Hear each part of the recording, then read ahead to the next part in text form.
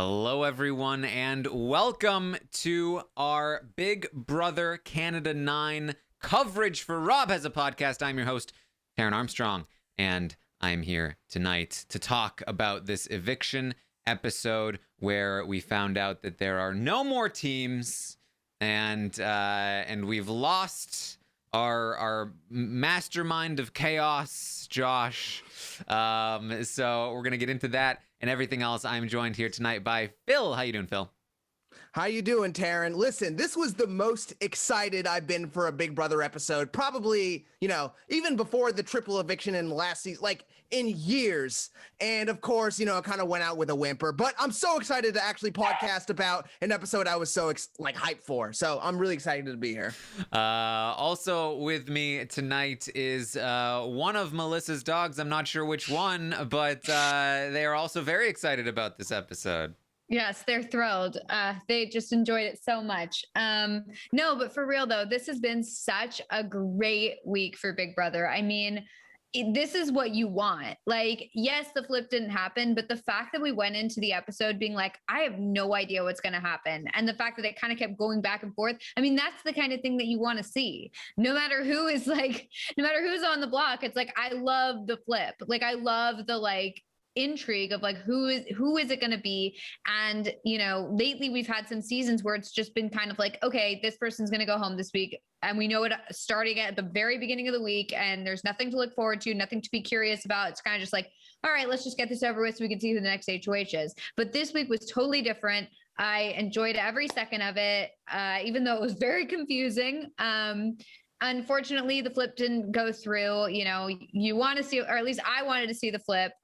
So, unfortunate in that regard, but still very fun. Great fun time. Yeah, I think for me, I got enough out of the flip that the flip the flip came so close to happening that it basically did happen. And we almost got the best of both worlds where because it basically did happen, we now have Ro still in the game, knowing that it basically did happen. Yeah. and willing to come maybe take the fight back to the Sunsetters. But we'll get into that and more. We do know who the HOH is. The feeds did just come back up. We will not be spoiling who won the HOH, but we will be talking about some details from the feeds throughout the week that were probably left out of the episodes here that can maybe help fill in some of the blanks for you guys. So that will be fun to talk about as we go on here. But I thought this was an okay episode. I feel like it was what I expected. So for those that haven't been following along with the feeds, the last 2 days have been utter chaos as everyone has been running around talking about flips. The Sunsetters are in the midst of a civil war over this vote, which is not even that big of a deal. Kiefer's running around trying to make the flip happen and then walking it back a few hours later. Toya is pissed off because they are not listening to her, and she thinks the flip should have happened, and all of this is going down, and of course none of it's in the episode, but we did at least get a decent representation of what was happening prior to all of the chaos, and we got to see some fun familiar faces as well here. So I thought overall, in terms of my lowered expectations for Big Brother Canada editing, this was fine.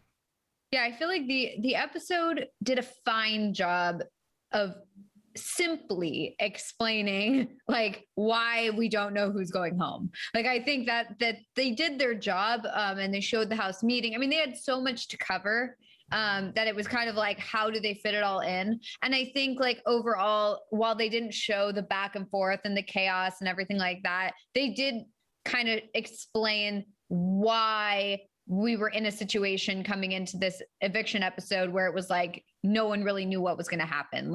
You have the house meeting and everyone's like, okay, Josh is going home. And then all of a sudden Josh gives this pitch and, you have the three women being like, I don't know, that's pretty good. And then it's all right, who's going to be evicted? So, I mean, while it wasn't totally like accurate in terms of everything that happened, it gave a decent portrayal of like the confusion, I guess.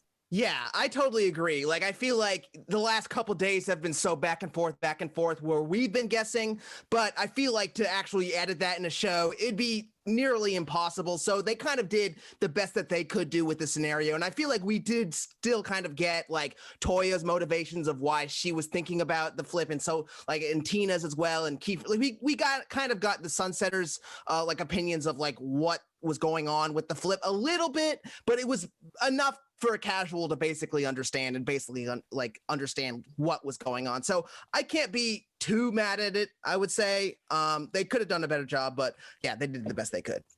Yeah. So we start the episode at the end of the previous veto. Arissa describes it as an emotional veto win. Because we know just how much danger Kiefer was in if he had stayed on the block. That he, it was life or death for poor Kiefer. But he uses the veto. Ro goes up on the block as a pawn, and we start the episode here. Austin, I believe, is described as like the queen of the castle or something. I don't know. I guess that's accurate. Is it? She's HOH, but not really. I don't know. Yeah. We did get, I think the best representation of all of the flip-flopping that was happening was, Victoria in the ball pit. Looking for the flip-flop. I think Arissa tweeted like a flip-flop last night after all the craziness that was going down. And I was like, oh, this is what we're gonna get from the flip of yesterday. The flip-flopping is it's a flip-flop, looking for the flip-flop in the ball pit. It all makes sense. Yeah, no, the ball pit, honestly, like, it looks like it'd be a lot of fun. I feel like there's been a lot of talk about, like, would it be fun, guys? Like, do we really think the ball pit would be fun, especially from Taran? He's a little not a fan of the ball pit from what I understand. I mean, I'm fine with ball pits. I just want to make sure that it's sanitary. Now you're saying it's fine, but I do feel you've been very anti ball pit. And I have to say, I'm pro ball pit. Oh, yeah. Is this how it works? Is this so? You paint me as anti ball pit, and you're pro. You know what? I disregard the way that you're trying to categorize me. Even if I was anti ball pit, I would prefer the term anti sphere pit. Look, I have to say, I watch all the morning updates, and I've seen these conversations. So yeah, that's all I'm gonna say. Listen, I'll come right in the middle of that, hate ball pit, love ball pit. Listen, it'd be a lot of fun to play in it, but I totally felt Victoria's pain of losing something in the ball pit. As soon as I first saw the ball pit, my first fear was like, oh my God, imagine if I lost something in that ball pit. And then I thought, how great would it be to like sabotage another house guest? Like, like throwing someone's toothbrush in the ball pit, like Shannon on Big Brother 2 or something. Shannon, yeah. Yeah. That'd be terrible. It'd be an interesting strategy. Yeah. When I saw the ball pit, my first thought was like, this is terrible for production. Like, I mean, in terms of like, you can't see people when they're necessarily like in the ball pit. You can't really hear them because you're hearing the balls. Like, I mean, it's not good for television to like have people possibly having a strategy conversation, but like in the ball, under the balls. And they do. Like, they have strategy conversations while they wade in right, the balls. It's like the sound is bad, the visual's bad. Like, while it's funny for like, good, I will say. It's funny for the first, like, for like the joke of it, but if you're trying to like get someone's like facial expressions or whatever, and they're like this in a ball pit, and they're like only their eyes are showing, like that's not quite great for television. Like, it's great for the memes, but it's not great for like the suspense or any sort of drama. I think there should be an entire season that takes place just in a ball pit. No escape. I would love an entire scene where it's just subtitles and balls. We just see different shots of balls in the ball pit. Yeah, while people. You don't actually see their heads. You just see like cutting to different buried people in the ball pit as they talk You're like, strategy. I think that sounds like Kiefer. I don't know. What is your guys' thought on the? Do you believe there is something hidden in the ball pit, like a veto or some sort of power? So. We got these TikTok messages from the former house guests. We'll talk more about them, I think, later. But we got one from Adam, And let's, Adam's great, but we didn't get the full Adam message. We didn't get his clip had him finding the secret assassin power and then it being used. We got a cut version of Adam's tape. When we got cut versions of other people's tapes, it was like one line, right? We got a very specific line from Adam about, hey, look everywhere because you never know when you might find a power. And we didn't even get the context of why he was saying it is because that's what happened to him. We just got that line, which tells me 1,000% there will be something hidden in the ball pit. I don't think there is right now because they're going to introduce it when they're ready for it to be there, right? But I think that there will be something to find in that ball pit between Victoria looking for the flip-flop and Adam saying look for things. Someday we will see somebody looking in that ball pit for a secret power here, Phil. Yeah, I mean, I saw something on Twitter that someone tweeted about how there was like a ball that was like a little bit bigger. I don't know if you guys already talked about this on the podcast or not, but yeah, like I'm wondering if maybe that is a ball, but yeah, they would wait to introduce it or wait until they need a house guest that they want to save or something like that to introduce, some kind of, twist or hidden veto or something like that. But either way, it's really genius. Like the idea of like hiding something in there and having all the house guests look through it, because I don't think anyone would really suspect it, even though they're watching the TikToks. Like I'm wondering maybe they thought if it was for an HOH or something. So I hope they keep their eyes open for something in the ball pit. Yeah. I don't know if this makes me weird, but I feel like I would enjoy searching that ball pit for things. I thought you just said you didn't like the ball pit. If I was in the house, I feel like I would throw a flip-flop in there just to have something to do, Yeah. Well, I would throw one in there and be like, oh, I'm just looking for my flip-flop, but really I'd be looking for other things like vetoes, etc. I think it would be fun. I think I might also like have fun being like, all right, what if I separate the ball pit into like a color coordinate, like all the blue ones over here. Oh my God. Like that would be fun too, right? I bet they will do that at some point. I mean, honestly, like once they get to the point where they're just so bored and they have nothing to do, I'm sure it'll be like a group activity where like, first off, it starts with one person. Here's my prediction. Oh my God, I'm getting a message. Okay. So here's what it is that one person starts sorting the balls and then one other person joins them. And then the whole house is doing it. And it's a big group activity and they're all sorting the balls. And that's the end of my prediction. There's nothing comes of it, but it is a prediction. I just love the thought of like Taran being in the house and all the other house guests are like strategizing and they were like, where's Taran? And he's like, oh, he's just in the ball pit, just like doing his thing. Classic Taran in the ball pit. I'm very practiced at like being very, like when I was a kid, I had so much time where I had nothing to do and nothing to like do anything with. And so I had to come up with the most weird, boring things to like to occupy my time. And I feel like that's one of the things I would do in the house if I was just like, I just need to like just like chill for a second and like think about my strategy, and in the meantime, I'm gonna sort these balls. Throw every have-not competition and put yourself in there. Yeah. All right. So we did get the house guest messages. Some of the other house guests, former house guest messages, were from the very first one from Mitch. It's Mitch. I can't believe we're seeing Mitch again. I was so happy to see Mitch. Yes. Yeah, I forgot how much I loved Mitch until I saw that clip, and I was like, "Oh wait, why didn't they bring Mitch back like every season? Like he's amazing." I love Mitch just like casually throw like though that classic Big Brother Canada twist took me out like the most screwed person in the history of the show. And I thought his was great. Obviously he makes YouTube videos for a living, so he knows how to make something like this. It was very good. And then we skip through to Anthony Poutine Poppy, the great white shark. How do you say you're a Big Brother Canada legend without saying you're a Big Brother Canada legend? He's so great. Do you guys think Anthony, the Poutine Poppy, is a Big Brother Canada legend? Would you classify him on that tier? Absolutely. Yeah. Poutine No question. Poppy. Yeah. You look up the definition Big Brother Canada legend, and you see this. Yeah, you're gonna see Anthony, the lion, the great white shark. You're gonna see Ica,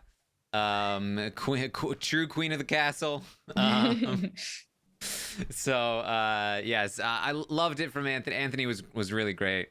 And it's always good to see former house guests, and that we also learned some valuable information about the cast, mainly that Beth is the biggest Adam fan. That was, kind of predictable. Like, as soon as she said that, I was like, okay, Beth, that's all I need to know about you. Like, of course I know more about you, but you're an Adam fan. Yeah, I see it. Yes. And she said that his face was as big as my body. It was surreal. Yeah, that's what you want. Yeah, I guess. Yeah. It was good to see Adam again too. He's so adorable. Yeah. It was fun. I was surprised to see Adam, but it was good to see Adam. So we're also gonna speaking of Beth, and other people that she's a fan of, we're gonna go out to the hot tub, and they're playing a game, and Jed tells us, yeah, look, I know my boy Ty he's got kind of a thing going with Beth, but I think she's kind of into me too, so why not see where it can go? And there it goes. We get the Beth and Jed kiss from the hot tub. Yeah. I thought that this probably was not the best move for Jed, and I think it was kind of very telling of like the type of player that Jed is, because he said like, yeah, I know that, Ty has a thing for her, and later we're going to hear Beth say that she has a thing for him, but he's like, I don't really care. She got it.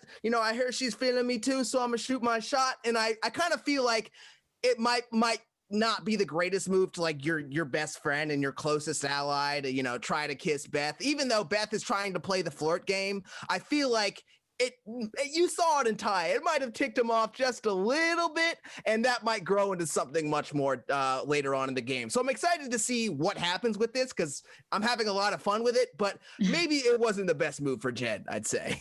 Yeah, I feel like if either one of them like catches like actual feelings, it'll be bad. It'll be very bad for their games. I mean, right now it's like, oh, this is like a funny, silly thing to watch. But I feel like if anyone actually gets invested, it's like, oof, that's going to be hard for the three of them to like work together moving forward, if Beth's kind of playing them both. So we'll see.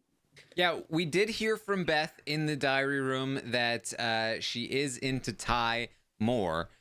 Which was not very surprising to me, but I think even just the fact that she is saying it out loud is further confirmation to me that, again, the Ty and Beth thing does have legs in terms of there's a place for it to go, whereas the Jed thing is more just like they're having fun, and they're joking around about it. So I was surprised that they did show this.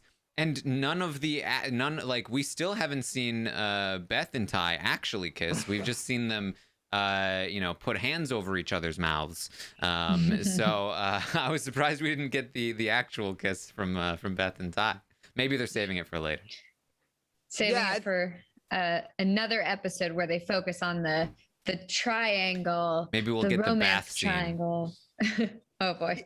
Yeah, I'd say they're probably just saving it for like an episode where there's not like this big flip thing. But either way, I was really loving this from Beth. Like, I just loved this like playful side. Like, I haven't seen a Big Brother contestant actually say, this is what I'm doing. This is how I'm flirting with all these guys. And she's pulling it off. It's working as of now. Like, I'm excited to see like what happens later on. And if she's able to even play this like without getting caught, like other house guests already know, like she's kind of playing both of them, and we'll see how far she's going to be able to get without, getting her hand caught in the cookie jar. But I was having so much fun watching it. Yes. All right. So we start to get some hints of a flip here. That now this takes place out by the hot tub. This was actually, I believe, on Sunday. That this happened, that they talked about potentially flipping the vote. to get rid of Ro instead of Josh. And the primary reason was that Ro and Kyle had approached Kiefer about forming some kind of alliance, thinking that that potentially Toya, Ty, and Jed are working together. And so Kiefer said, hey, what if we flip the vote and we take one of them out? Now, this initial plan is, as depicted on the show, shut down primarily by Tina. Toya actually was a little bit more into it than Tina was. And, we would know if Toya was more not into it than she seemed to be.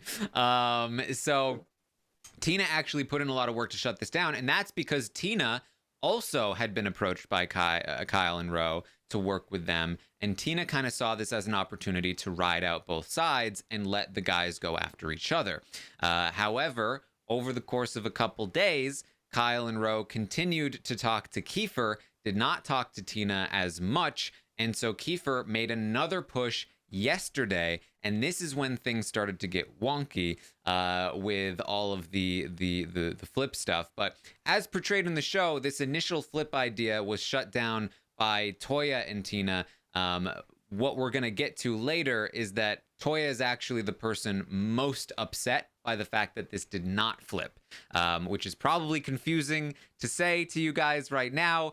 But Toya is actually the person, as of last night and today, the person who has been pushing the flip the hardest, and that's why the feeds have been interesting. Mm-hmm. Definitely, it's honestly been really interesting to see the perspectives on the flip change. I feel like it's like, at one point we had these people in favor of it and all these people against it. And then it was like that totally flip-flopped. And then it like flipped back at one point. And it was just like, everyone wanted different things at every single point. There was maybe like a minute where everybody was like, okay, yeah, we're on the same page. And then it was like, nope, now we're split again. Everything's different.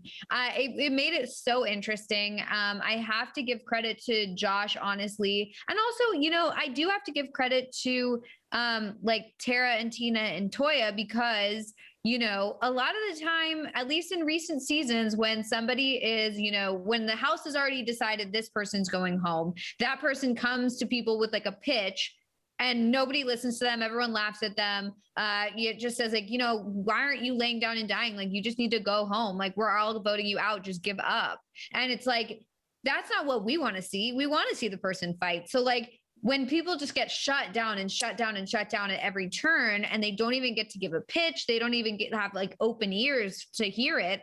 It's been upsetting. So it was very great to see them like actually listen to him and then think about his pitch, and not just immediately the second he walks out of the room be like, yeah, he's going home. Like, I liked that they were like, he made some good points, because he did make some good points. And I think that as the week went on, certain people would benefit from keeping Josh and certain people would benefit from keeping Ro. And it was good to see that people were looking out for their own interests and kind of like taking these ideas in mind when making those decisions. Yeah, I think that's just a total testament to how great this cast is, because everyone is so, or at least most people are so game oriented, and they understand how important even the first week decision is, and how like the decision you make in the first week might set the course for the rest of your game. So everyone's trying to lay their pieces and make sure that it's going to make them become king at the end. And I think everyone's just doing a great job of hearing everything out, and and like you see Toya and like Kiefer at the end of this week getting emotional about the decisions, like between going back and forth. And I think it's important, because it's good to be emotional about these decisions, because these are things that are gonna play a big factor in like how their games are gonna go. And I think and even from Josh, like Josh's pitching, and like, he's not someone who's going to lay down and die. He's not someone who's just going to like let the game pass him by. Like, Josh put in the work this week. Like we saw that on the edit. And I think even on the show, like, I mean, on the feeds, like, Josh came up with a plan. He actually had a plan. Not that many people, who are put up on the block have that kind of plan. So well, I think it's just a testament to how great this cast is. Yeah. Yes. Well, so one of the major things that was left out of the episode episode is that Josh is sort of so Josh let's talk. Josh had a plan which we did see initially, which was the plan to sort of pitch that he's going after Austin, and that that he can be used as a pawn and all that. And that Austin was really part of all that scandal stuff that happened in day 3 with the pretty boys. And so we saw that play out, and it leads to this house meeting that we saw on the episode where Jed is like, "Did anybody say my name?" And Tara's like, "Yeah, I did. That was me." It's like, "No, Tara, stop it. Like, I'm not talking about you. This is not intended to like call you out, but I guess we'll have to address this later." Like I saw a tweet on it that was just so funny where it was literally, he's like, "Okay, yeah, thanks. Not you, but like, we're going to have to revisit this because you're also just like saying that you were trying to put me up, but okay." It's just so funny that she just like outed herself like that. Like she had no reason to say anything. Mm-hmm. She's like, "I guess it's me. I have to do it." Oh my God, Tara. Yeah. So funny. So Josh gets into it with Austin and with Ro and with Kyle. And we see this was decently portrayed on the episode. We definitely cut out some things, but for the most part, it did not end super well for Josh. He really got shut down, as Rohan sort of describes in the episode. But then we get to what I was expecting from the episode, which was like, and that was just the first part of my plan. Now I'm going to go do the next part of my plan. It's like, I don't think that was the first part of your plan at all. Like if that was the first part of your plan, it's a bad one. And what they left out with this Josh campaign is that Kiefer is the one that told him what to say, essentially. Kiefer came to him with this plan and who to approach and what to say. And that's why Josh in the exit interview with Arissa was like, "Well, so obviously Kiefer told me all this stuff." And it's like, well, actually, people who watch the episode, I don't think we're going to be able to catch that one. But Kiefer came to him with the plan to approach most of the Sunsetters minus Beth plus Tara. And so Josh goes to those people. This is when Toya is flipped. This is when Toya says, "You know what? Now I'm in. Let's make the flip happen." Tina has been feeling neglected by Kyle and Ro for a few days, and she's being told by Kiefer as well that they're coming after her all of a sudden, and she believes it, and so she's down for the flip. And so the flip starts to happen again. And so this was the last bit we saw before the vote on the episode, but this was the start of everything yesterday, and the vote flipped. It flipped back, and Kiefer, who had initiated it by talking Josh into doing all of that stuff, telling him what to say, convincing everyone, hard pitching it, ends up changing his mind later and pitching against it, and then changing his mind again and pitching for it again.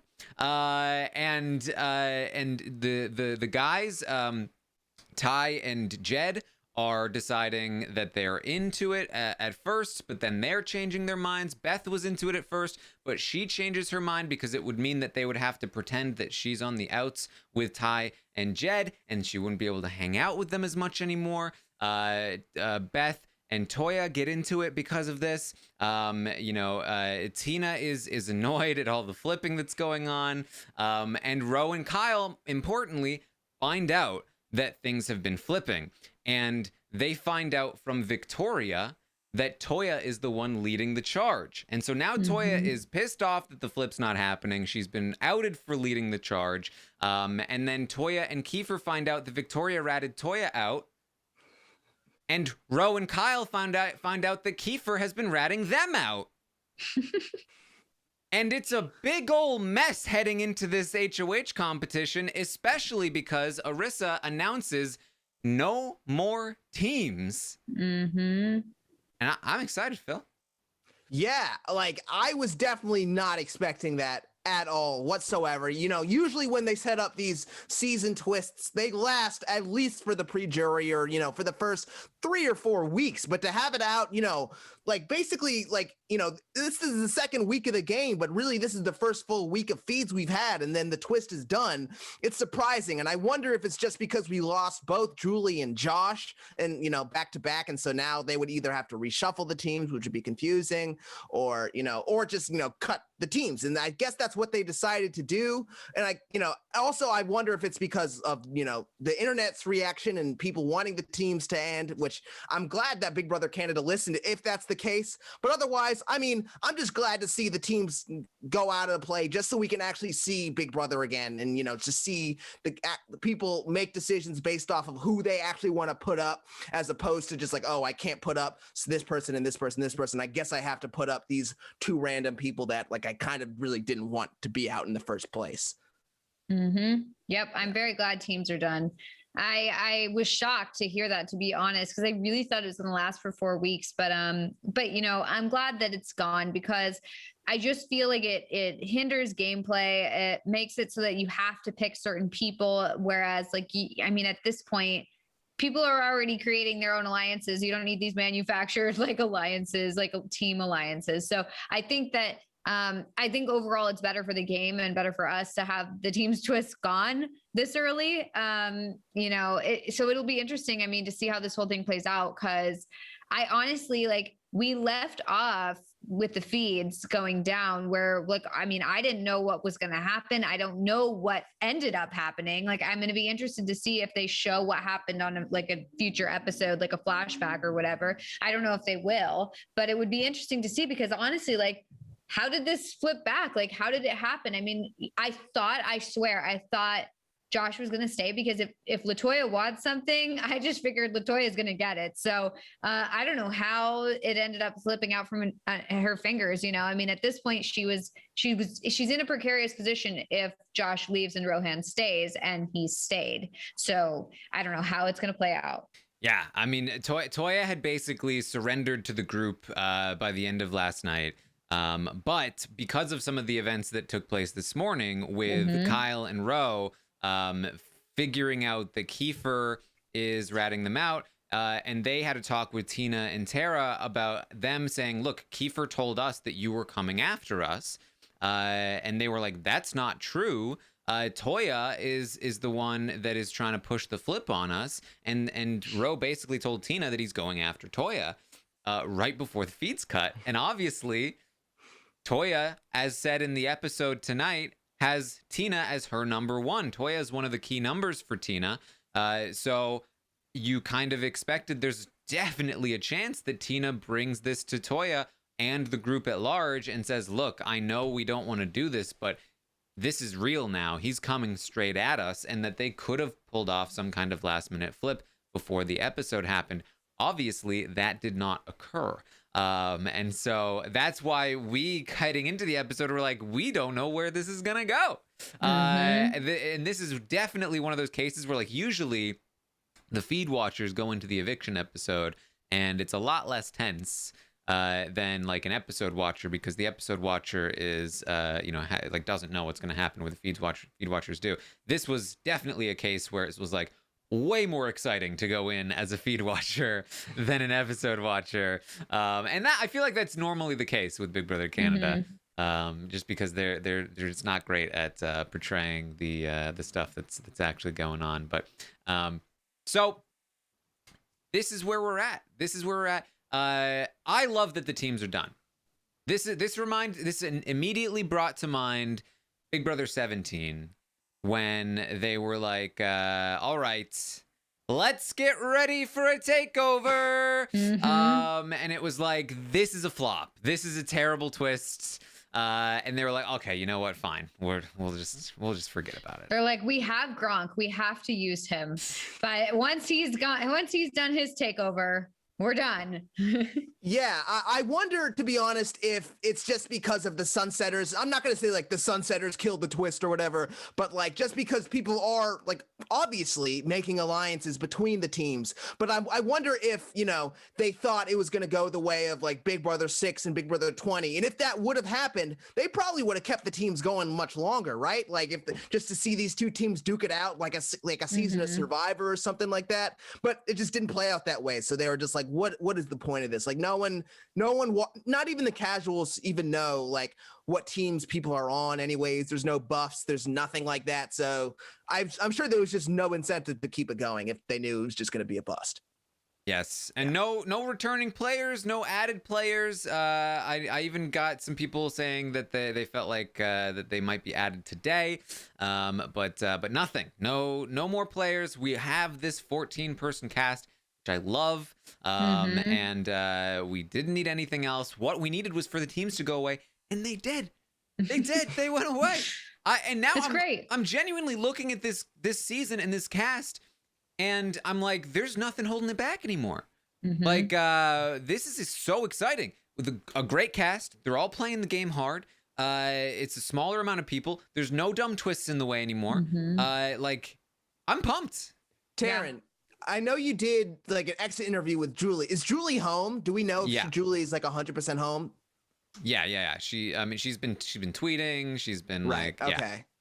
Okay, so that's exciting for the thought that we might even just have like a 14-person season and legit a 14-person season where no one's ever gonna, you know, who knows if they'll do a battle back in jury or something like that. But either way, I just love this small cast and just loving to see them all play and dwindle down to see who finishes it. Yeah. Yes. I'm excited. I'm excited. So then we leave off the other than the editing not being strictly accurate. The other main complaint I would have with the episode is that they love to just not complete the HOH competitions on the episode. That is such garbage. It's so bad. I because don't understand. Also, like, all the people who like really like, I mean, look, I get casual fans that care, whatever. But the point is that like all of us who are watching it are so excited to see who's the next HOH. And then when they leave us on a cliffhanger, it's not like we're sitting there twiddling our thumbs till the next episode. Like, oh, I wonder who it's going to be. It's like we find out in a few minutes, very like, just like womp womp, like on the feeds where they just like are like, they come on and they're in the HOH room. It's like, we don't get that excitement of an HOH comp. And then we just get some wasted time in the next episode where we already know the HOH. There's no suspense. There's no caring about it because we're like, yeah, get this over with and get to noms. Like, I don't understand why they do this. I mean, it doesn't make sense to me. It's just such a bad way to end it because also like, you want to be excited about the next week. Like you want to come in and be excited because you're like, I don't know who they're going to nominate. I wonder what they do with the power. Not like, oh, I don't know who's going to be the HOH. I feel like that's not the draw. The draw is like what's going to happen with the nominees, not who's going to be the HOH. Like, yeah. We also just had so much momentum building in that competition. Because the knockout competition, you get to see the game unfolding in front of your eyes, and then it totally kills the momentum. So, like for the casual viewer, the casual viewer is not just like just sitting around like, oh, I guess I'm not gonna, you know what I mean? I'm gonna be so excited 4 days from now. Yeah, exactly. It's not like it's the next day even. Like, yeah, if it was like the next day, like the episode was tomorrow night, it's like, ooh, like I'm a little excited for this for tomorrow night. Like, okay, maybe. But like once you like have a few days in between, you're just kind of like, oh wait, what were we doing again? And then you like get back into it and you're not like excited. You're just kind of like, oh wait, this was it. Okay, the HOH. Okay, cool. It's like they have to completely reset where the house is at, what's going on. It just doesn't make a lot of sense. I think even from the casual perspective, like when I watch the challenge, I hate it when they end before the elimination. Like like it's like the cliffhangers are dumb because I don't care by the time it starts up the next week. And when you start an episode with a competition, I'm just like, I'm not even like, I haven't even situated myself. Like I don't care. The end of an episode after a buildup of strategy and a vote out, that is when you are most invested in that competition. And I will say this, I prefer saving the HOH for the Monday episode if it means that we don't have a dumb twist competition on every Monday episode. Like, if they need a competition every Monday, then I would take an HOH comp over a twist comp. But if they really need a competition, I'd still prefer like a have-not comp than pushing the HOH comp.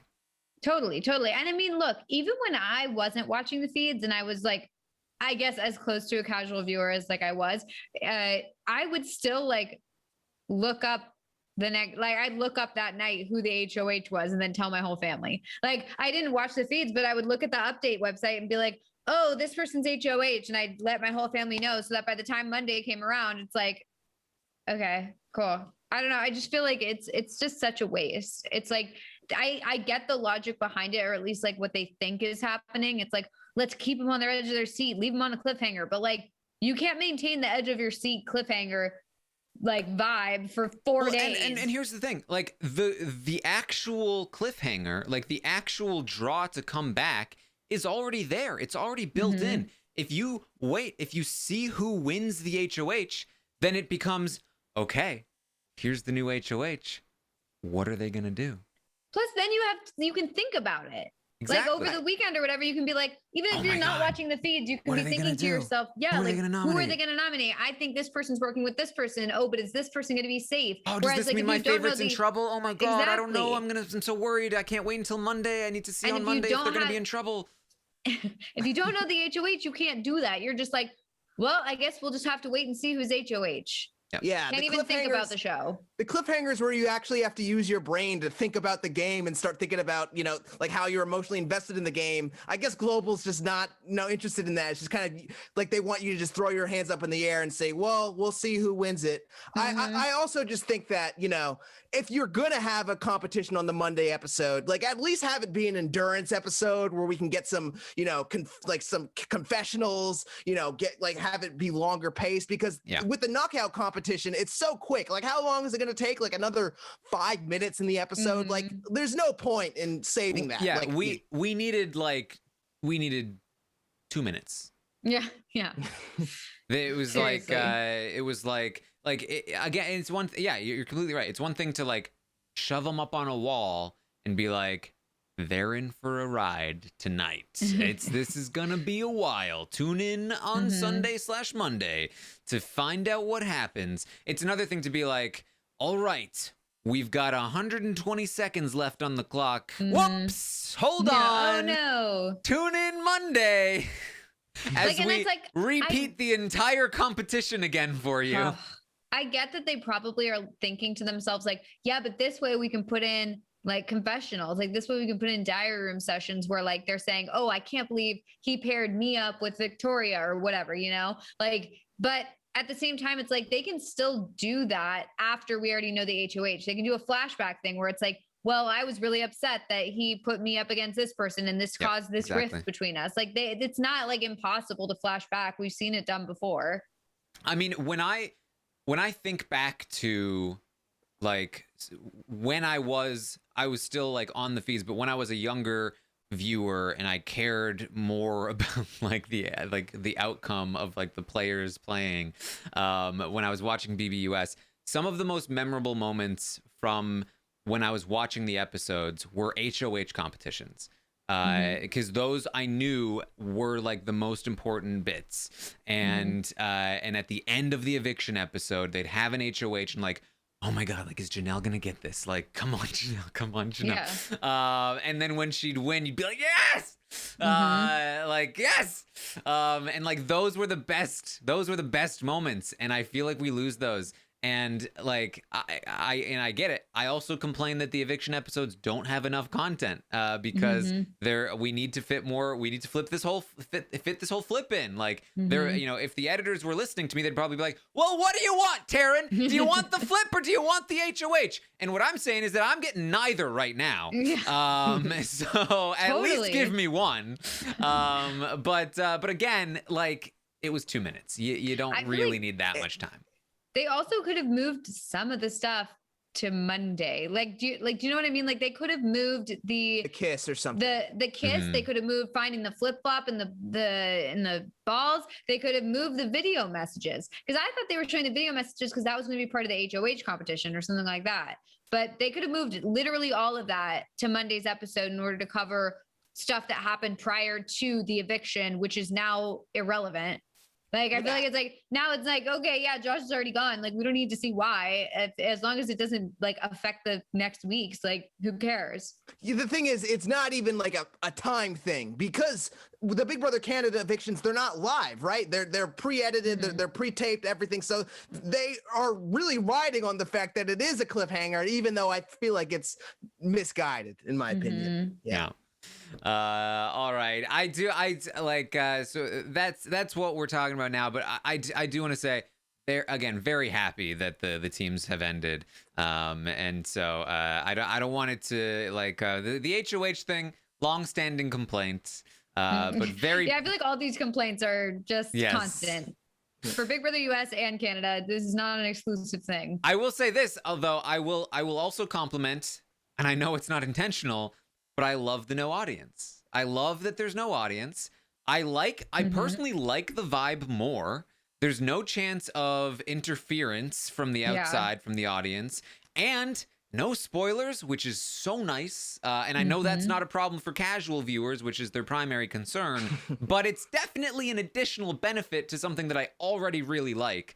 I love the no audience.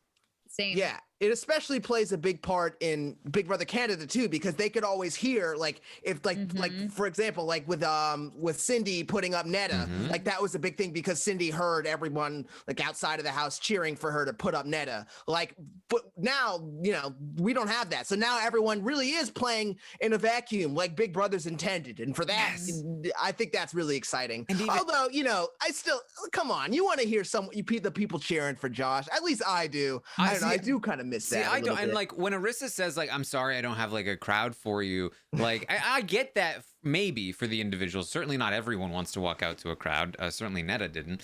But I feel like it just adds to an atmosphere to not have a crowd. Like the audience really does, for me, make it feel like it's just a game show. It's just you know, they're on a set. There's a studio audience. When there's no audience, it feels more like it's in a bubble. Like it's like, this is an alternative world that these people are playing this ridiculous game in. That's the vibe that I loved from old school US Big Brother. And yeah, I was going to say they used it. to do that. That used to be the way it was done. Like Julie would just like greet them and be like, "Hey, welcome back outside. Like, put your suitcase down." You know, it's like that's just the way it was, and it only changed more recently. So I think like I'm fine with no audience. I don't miss it literally at all. Yeah. All right. So there we go. Anything else from the episode that we want to talk about before we start speculating on this HOH information? Nothing further for me. I think we covered it. Yeah, I guess the one thing I didn't really get to talk about, like the house meeting, and of course, like they really like abridged the house meeting like a lot, like from what went on in the feed. They cut Roe out of the entire thing. Yeah, I guess my biggest thing though is I wonder, like, you know, because in the episode we really saw like Austin getting kind of thrown under the bus by Josh, which was like a part of his master plan or whatever. But I kind of wonder like why Austin didn't do a better job of trying to like stop the house meeting, because I feel like she did kind of get caught. And I feel like no one really made anything of it, but I feel like it would have been a smarter move for Austin to try to, like, you know, try to diffuse the house meeting as much as possible. That was something that I kind of thought was maybe not the smartest decision by her, and I feel like it just fits well with the rest of the way she's been playing the game. Yeah, I feel like it's like when you're playing Among Us and you're an imposter and everyone's like, let's call another meeting after this, guys. We have more to discuss. And you're like, no, I don't think we should. No, yeah, definitely a great idea because I'm not an imposter. I have nothing to hide.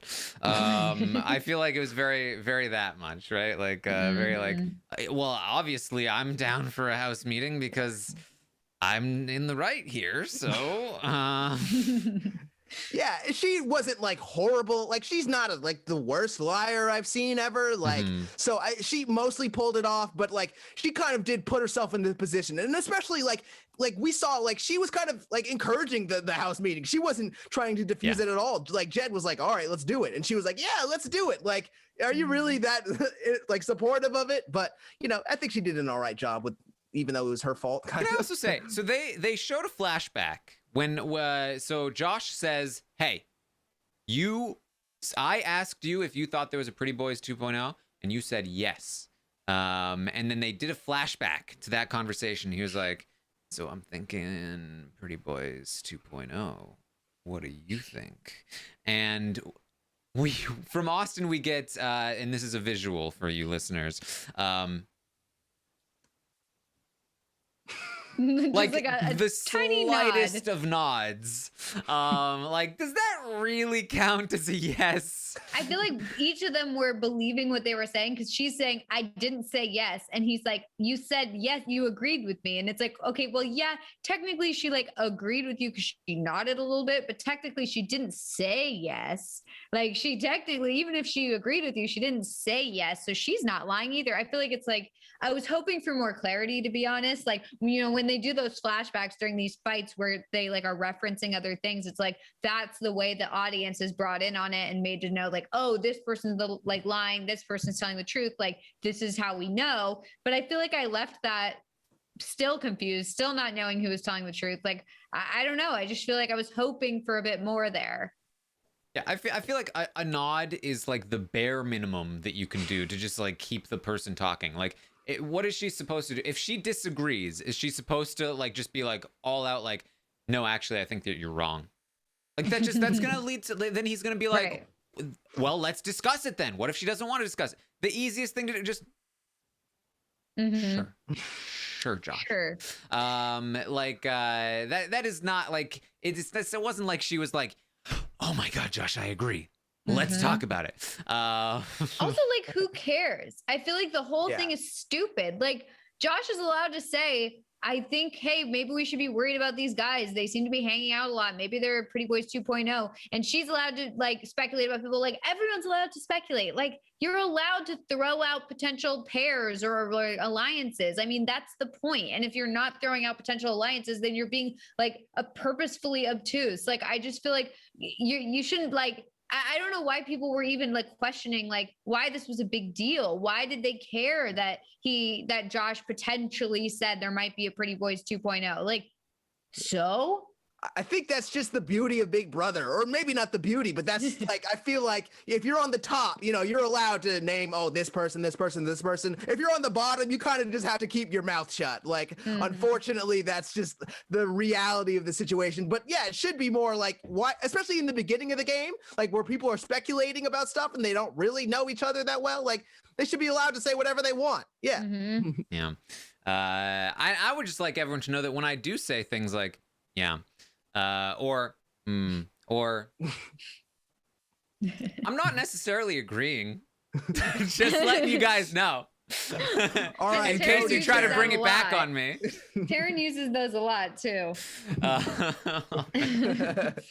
All right, let's get into some spoilers here. We don't know much, but we know who the HOH is, and so we can try to speculate based on that. If you don't want to know because you are on the edge of your seats and you are waiting excitedly with bated breath to watch the conclusion of the HOH competition Monday night, then you can bow out here, and we will see you guys on Monday night probably. But we've got plenty of other stuff coming your way, so you shouldn't miss it. You should just stick around, and we'll have some fun. So here we go. Let's get some spoilers. The Office of Civil Defense has issued the following message. This is a spoiler. Warning. A spoiler. Warning means that an actual spoiler against this country has been detected and that protective action should be taken. They heard it this time. They heard it, guys. I love the spoiler song. All right. So we found out that we have an HOH winner, and that winner is Victoria.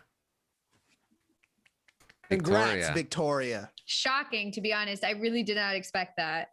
Yeah, I mean, she said she was throwing the veto competition, so I kind of expected that she wasn't really going to want to win this one, but she did. Plus, I have no idea what she's going to do. Like, her first round too, like she won by default. So I thought like, oh, she's not going to be very good at this one moving forward. Like she'll probably get out right away. Nope. There we go. Good job for her. I mean, like Phil said, I have literally no clue what she's going to do. I mean, I guess we can like kind of assume like who she wants to work with or like who she likes or whatever. But I just feel like if we wanted like a wild card, I feel like this is it. Yeah. I mean, here's the thing. Victoria at the start of last week and throughout most of the week was hanging out with Brayden and Austin. She's pals with them. She was very close to Julie. She has the connection to them through Julie. She's buds with them. She was trying to get Austin to target LaToya at the start of last week. Important to note. But she also tried to pitch an alliance to LaToya this past week. One with Toya, Ty, and Jed. And she told Toya that her targets were Tara and Brayden. Which is weird and probably a lie, but she has told Brayden and Austin that she doesn't like Tara and would want to target her. So Tara seems like definitely an option here for somebody that could go up on the block. But she also is the person who ratted Toya out to Kyle and Ro. She seems to be telling a lot of information to Kyle and Ro. Seems like she probably wouldn't put them up, which is very interesting because that will prolong potentially the Kyle Ro Sunsetters war. But I don't know which side of it that Victoria is on at this point. I'm not sure if she'll put up Toya. She could put up Kiefer. He's certainly worried about it because he was going to go after Victoria. And she could put up Tara. So those are the three people I'd be looking at the most right now.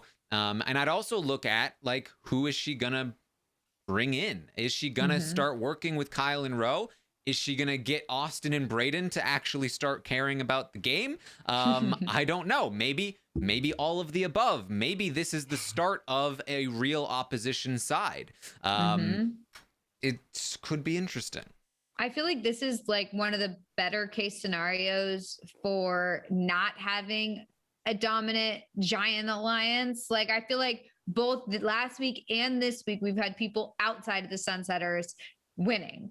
And I think that's huge because I feel like for the most part, you get a big dominant alliance and then they win HOH every week. And there's nothing, I mean, you can't build momentum as an outsider if you literally are on the block every week. Like it's just, if you're always a target, then you can't build anything. So at this point, like I am very excited to see what happens. I hope that Victoria uses this to her advantage to create some sort of external alliance, you know, and they can form something real and not just kind of like, I'm worried. I don't think this will happen, but I hope this doesn't happen. I'm a little worried that like possibly that someone from the Sunsetters or whatever can influence Victoria's nominees to like be outside of the Sunsetters and just like pick off another external person. And I hope that's not the case, but like, you know, that's what we can hope for. The thing is, either way, it's still very exciting because like you were saying, like this is exactly like what we were looking for all of last season, where someone in the dominant alliance not winning and, you know, getting someone else to, you know, potentially put them up. But this is also great, like for as a viewer of like the Sunsetters to see like, okay, let's see how the Sunsetters are able to navigate, you know, if they're going to be able to get the whole team through this week and see if they can play Victoria.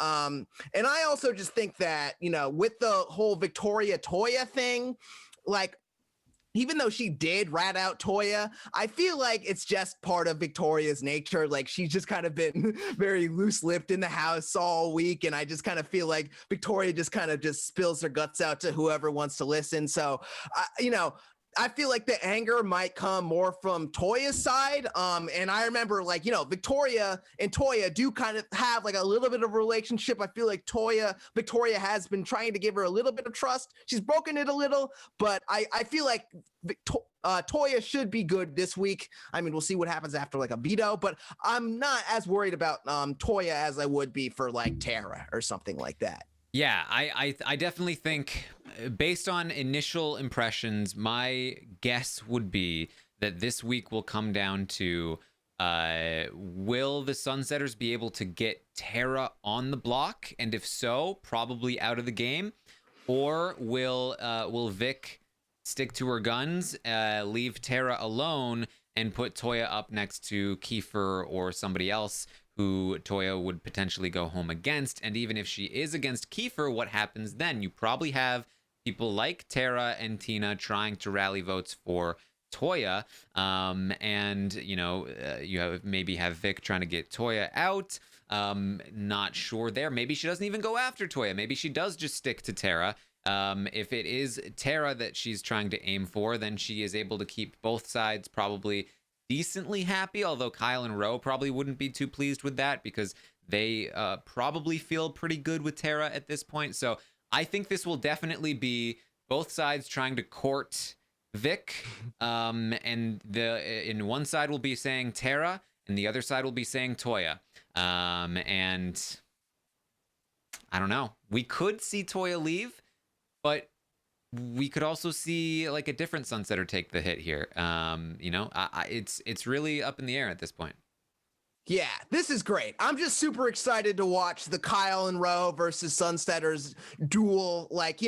Just because I was very, excited about the potential flip, but I always loved the promise of Kyle and Ro staying in the game as long as they possibly could to see if they could, potentially upset, whatever, Toya and Jed and Ty are setting up. So I'm very excited to see what happens. And, I think it's going to kind of just be a race for whoever can pull Victoria in the fastest.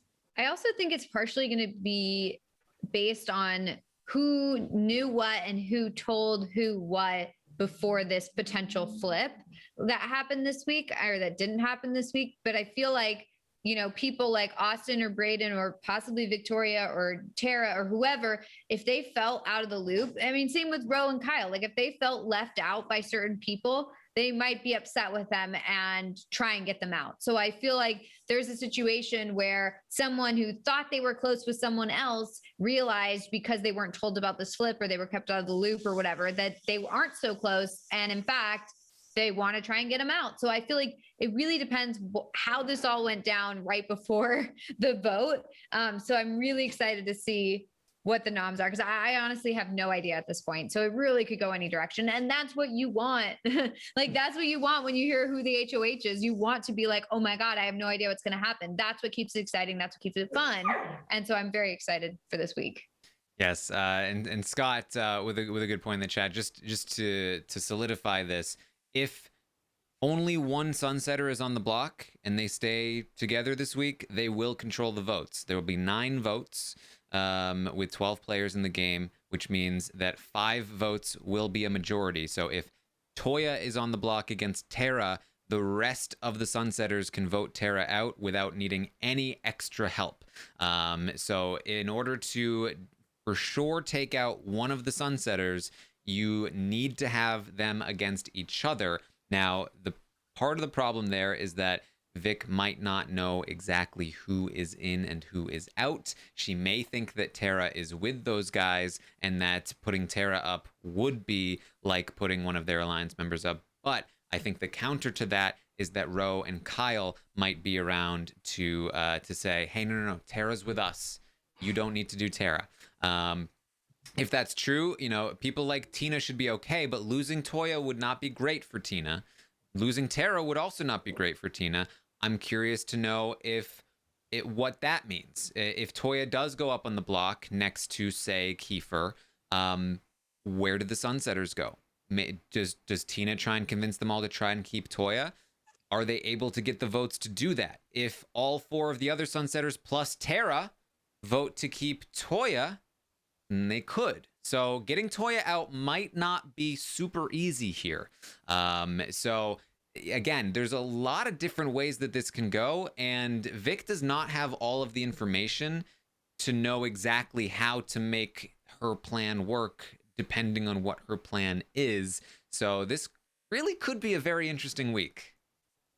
Yeah, I'm just hoping that, Victoria is able to, not be easily influenced by just another alliance pulling her in. And I hope Victoria is going to really try to assess all the pieces that are on the board and see where she fits in and where she's going to be able to move forward. I'm not sure if she has, like you're saying, like the tools to figure that out, but either way, even so, I'm excited for a hot mess HOH if that's what that means, because, you know, like it's kind of fun to see a hot mess HOH sometimes and see the strategists try to, you know, flail around and see how they can save themselves from the burning building. It'll be fun either way.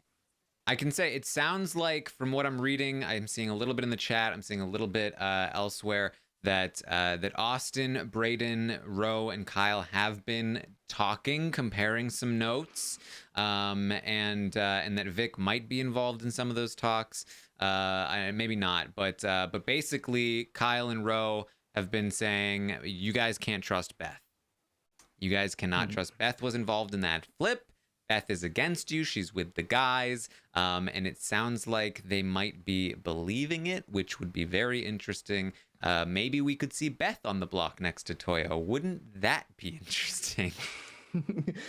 It'd be funny to just, you know, or maybe not funny, but the concept of, you know, both Beth and Toya being, you know, perceived as like, oh, they're both with the guys. They're both with the guys. Like, we have to get them out. Why don't you just take out the guys then, if, you know, they're the ones that are both with them? But I think that also is another flaw that's in Beth's game, where, you know, because she's kind of, you know, hooking up with both these guys and, you know, potentially starting a showmance with Ty, but, you know, kissing Jed, like, you know, it's easily perceived to be like, okay, this, you know, they're all together, they're working together, they're kissing, you know, they're in bed together or whatever, so they're together, while, you know, Toya is kind of not working, more under the shadows because everyone knows. But I guess it's easier it'd be harder to see that Toya is working with the guys as opposed to Beth, who is obviously just like right in front of everyone. Like, Beth is flirting with both Jed and Ty. So yeah. Got a full-on puppy fight going on in the background. Sorry. Of Melissa. No, it's actually adorable. It's a little show, I guess. They're like, literally, I'm just sitting here on mute. They're so loud. All right. Well, I keep telling Dennis to take them away. I think that's basically what we've got here tonight. There's not a whole lot else we can speculate on until we find out more about Vic's plans. But it does sound like there could be a Kyle Rowe, Austin, Braden side coming together. That would be very interesting. As we said, that would form a two-sided house right now. And Tina would be probably the only person capable of infiltrating that. Does she have the skills to do so? I'm not sure. She's very good at one-on-one conversations. She's very good at getting people to trust her, but she has not proven to be very good at infiltration and making sure that she's caught up with people that she's not actually with. So I don't know, but there's definitely a lot of intrigue that we have here moving forward, and I haven't been this excited about Big Brother in a while. So. I forgot what this is like. Just the feeling of right? this. Like last season, like I had, or in Big Brother 22, I mean, like I had none of that. And Big Brother Canada 8 was so short. Like I can't remember the last time I've just been this excited for, you know, an HOH and seeing, you know, how the game's going to move forward. Like, I'm actually excited, you know, thinking about like where this game is going to end, because I have no idea. Like, none. Even in Big Brother 22, you were able to figure that out like within, week 3. Okay, I think I know who's running the game. Here, we have no clue, and that's what Big Brother's all about, and I'm loving it. Right, and to get excited when you like check the updates or check the feeds or whatever, you know, like to be like, okay, wait, what did I miss? What happened? Like when I was asleep, what happened? Did anything happen? Like, it makes me so excited, and I was so excited waiting for this episode tonight, and I feel like I haven't had that in a long time, to like be excited for an episode. I just felt like I feel like so far this season is so exciting. I'm rooting for like everybody. I feel like a lot of seasons lately, I've just been kind of like, okay, there's a couple people that I like, everyone else can go, so let's just get this over with. And I feel like this season though, I've been very excited about everybody. I think everybody's in it to win it. They're all playing. It's such a great cast. It's such a great season so far. I'm very much looking forward to seeing the rest of it. Honestly, very fun. All right. Well, that's what we have for you. I will, of course, be back tomorrow morning at 11 a.m. Eastern to update you on everything that happens tonight on the Big Brother Canada 9 live feeds. And then we will be back on Monday nights for the Monday night recap. Rob will be here. We'll talk with Rob about everything that's been going on over the weekend and on the episode. I will also be on Twitch over the weekend playing some Among Us. Still could maybe go live tonight if we're excited. I'm pretty excited, so maybe we'll go live tonight on Twitch. Twitch.tv/Taran Armstrong to check in there.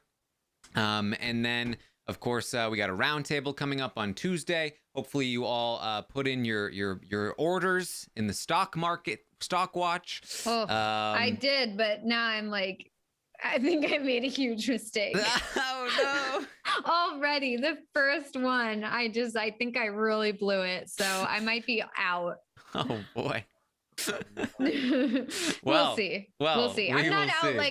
like I picked Josh, but I am like thinking I might be out this week. Am I sensing some Toya? Don't answer. We'll have to find out on the roundtable. You'll find out on the roundtable. You'll find out what mistakes Melissa's made and how bad she is at the stock watch on this week's roundtable. Yeah.